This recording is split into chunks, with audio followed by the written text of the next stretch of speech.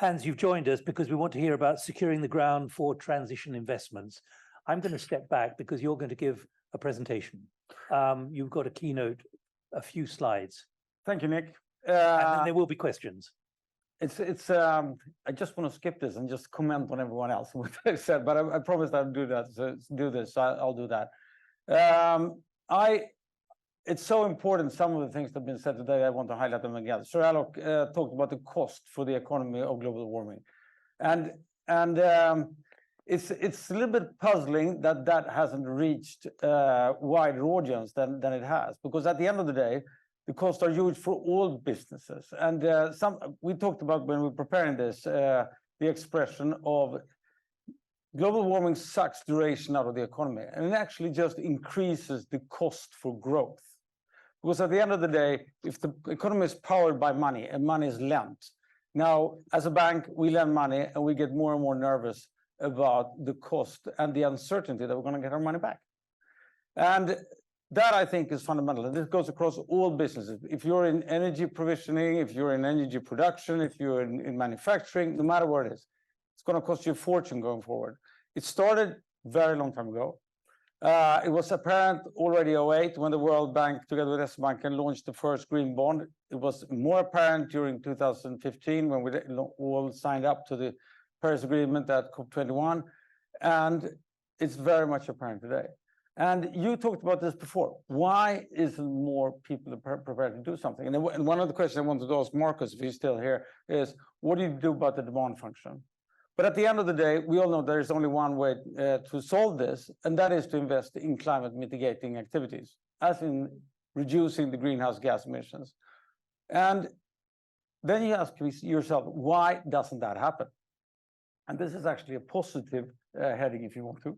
But why isn't it happening? Why isn't all these people that we listen to today actually mustering up the capital and investing in all these techniques that Hanna said was already there?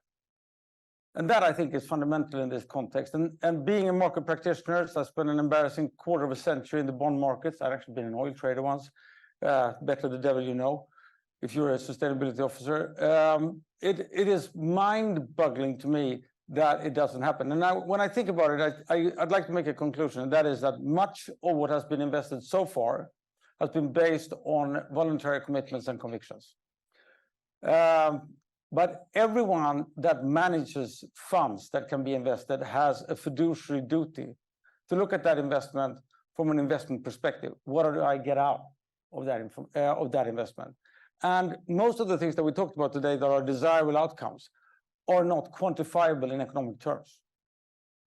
We tried, Anders and I, together to solve the equation for the Swedish government, issuing a green bond where the bond was separated from the green.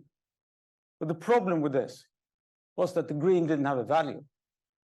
So if the Swedish government failed in delivering on their promises concerning the green, there was no money to be claimed. And if we are to release what I believe are maybe not the most popular one, but a massively efficient one, the powers of capitalism, we need to solve that equation. And as we speak today, we need more of these investments than we did before, because we've gone further down the line. We have less and less investments because deceleration of investments is actually happening. There are good and bad reasons for that. Some of that depends on the fact that we were in a bubble situation when it comes to some of these industries, and some of them is just the wrong decision in my mind. But at the end of the day, we haven't solved that equation. And to me, we're getting closer to, this is the old one. But that doesn't matter. You need to go back to that first title, actually. It's always darkest before dawn. And I think that there are reasons to be closer, that we're closer to dawn than most people actually talk about, especially not today. And Jim Skia, the new head of IPCC, he said that man has the ability. That was what you said too. And I say that man, when it has the ability, very rarely fails. But it's just a question of time. And that's why I'm slightly positive. And where do I base my positivism on? Well, I think it's extremely interesting that we're trying to solve a global problem with very local solutions. While what we do need is globally auditable, reliable prices and measures on the things that we need to fix. And then it becomes quite encouraging when the work in the Commission has led IFRS to set up ISSB, who have now delivered something called S1 and S2. And for those of you who haven't seen that or read that, it's very easy to take in. These are global standards for how companies are to represent their climate footprint.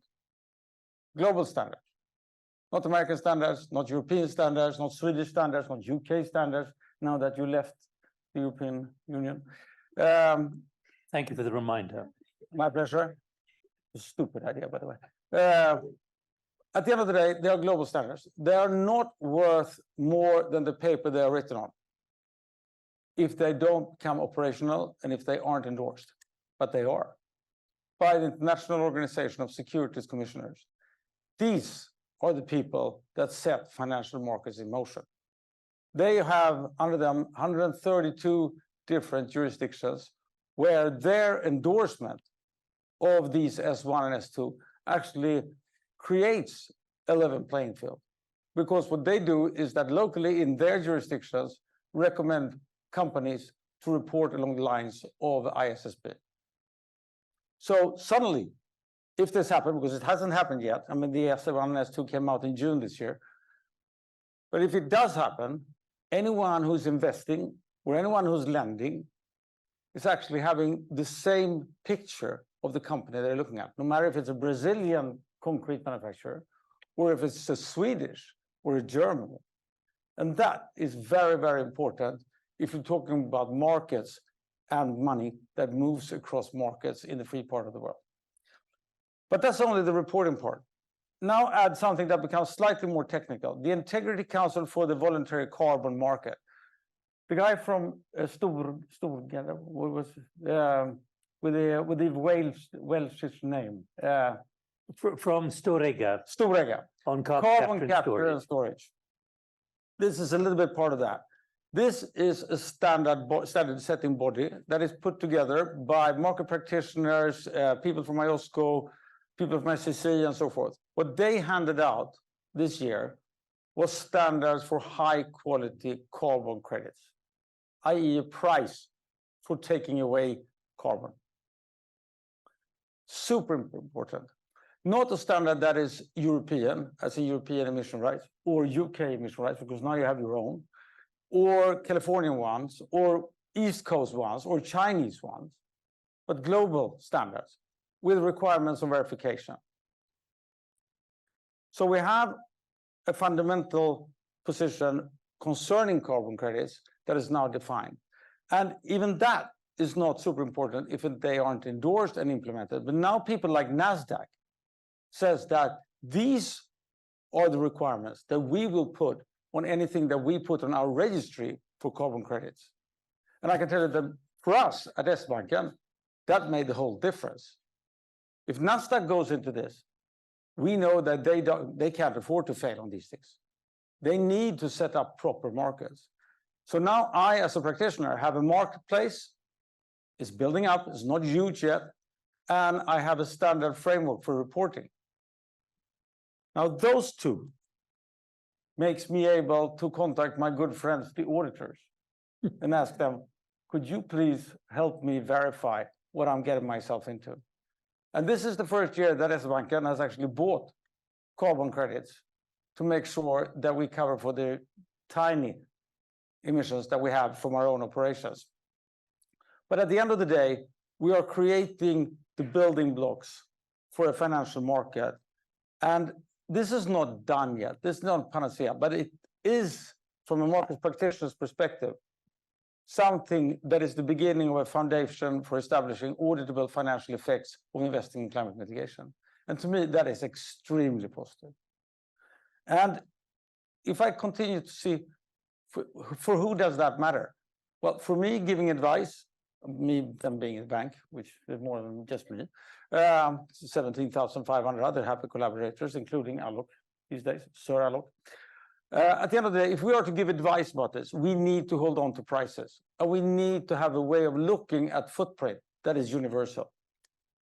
With the people that do emit, what's that picture? It's Heidelberg Materials factory south of Oslo, which are now capturing the CO2 that comes when they manufacture concrete, or it will at least very, very soon. For them, it's extremely important because what is the difference of the price? What shall I charge for fossil-dependent concrete or non-fossil dependent? For those that manufacture the techniques, whether it's ducts or carbon capture and storage.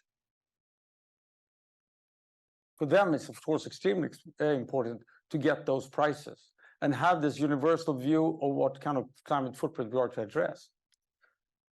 For financial institutions like us, again, when we become lenders, right? At the end of the day, someone will tell me, which is a bit strange, right? Because it's not us making the emissions, but we lend to companies that have emissions, right?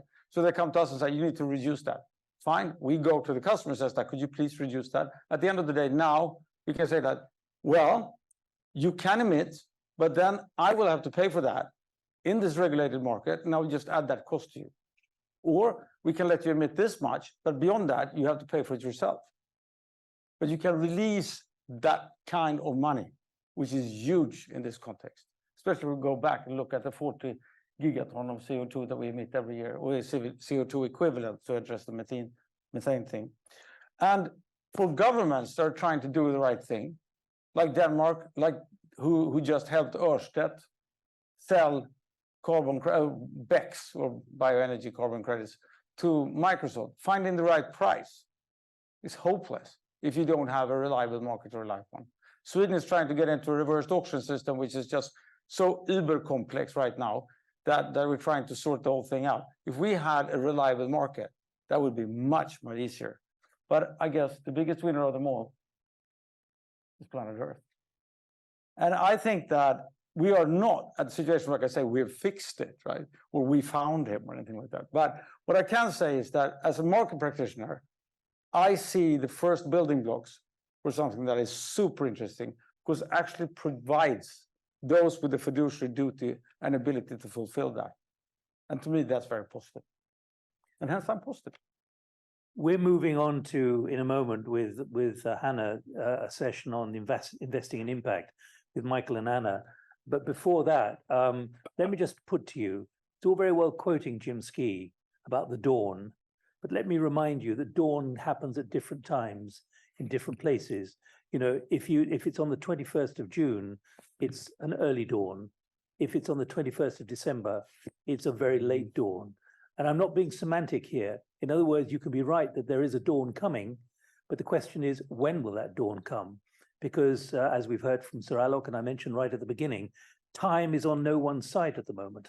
No, I agree. And I can't give you the answer to that question.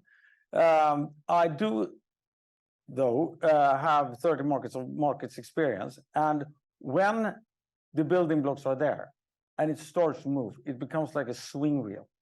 It starts to move slowly. You actually don't see it. But once it starts, it's very, very hard to stop. And it becomes extremely powerful if we can fulfill that fiduciary duty. Because at the end of the day, it's an economic system that has worked for quite some time. And I'm not saying that it's the best available one. Sorry, it's the best available one, although it's not perfect.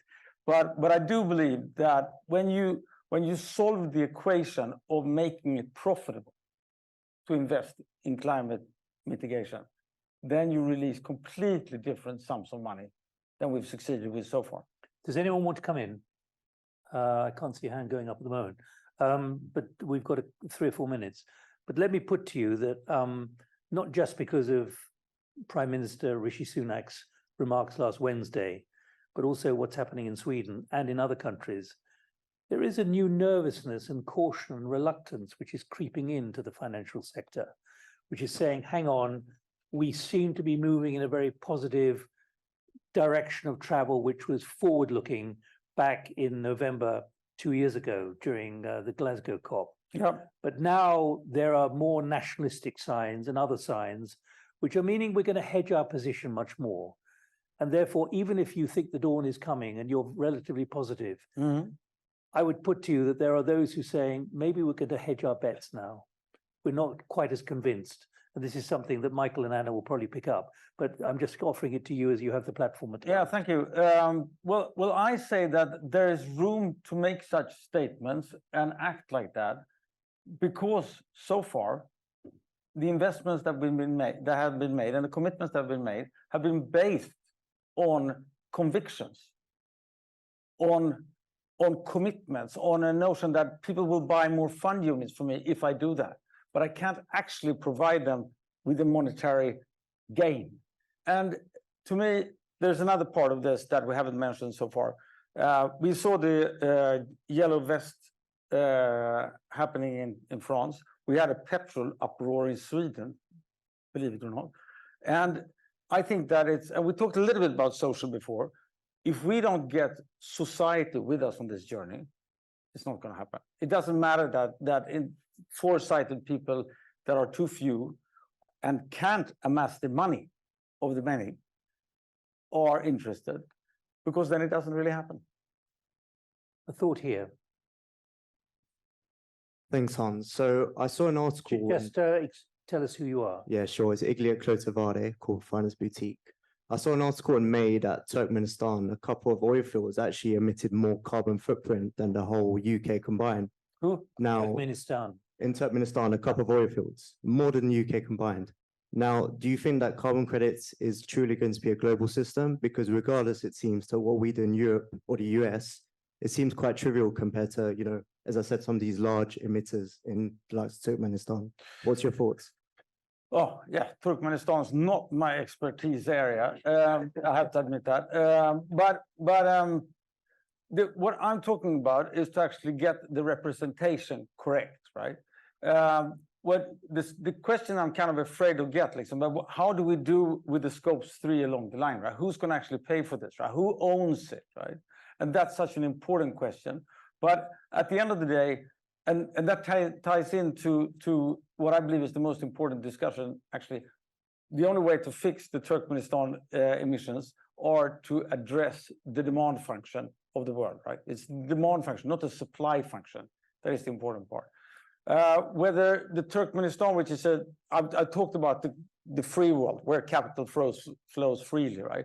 I'm not 100% sure that Turkmenistan fulfills that to 100%. But which means that it's government-owned assets, right, or government-controlled assets, and those are harder to get hold of in this context. But it doesn't mean that it will not be, if this becomes reality, which I think and hope it will be, that it becomes, then things like that will become more transparent in this context, right? And then who are you? Is this covered for? And I think that that's a very important discussion to have. But I guess I'm not completely answering your question. Is there anyone here who's a Turkmenistan expert? I want to balance in the discussion. All right, well, I tried. Please. Hi, Somalian. I'm just struggling to get my head around. So you're saying that these carbon markets are going to offset everything, all the emissions. Is that what you're suggesting? No. What I'm suggesting is that the carbon markets will attract huge amount of money that will go into investments, because the carbon markets in itself is just a representation of captured tons of CO2. Yeah, that's what I'm saying. But we know that technology doesn't exist. In terms of the technology exists, but not at a scale where you can eliminate the emissions that are there. That's the bit I'm a bit confused. It just seems quite simplistic.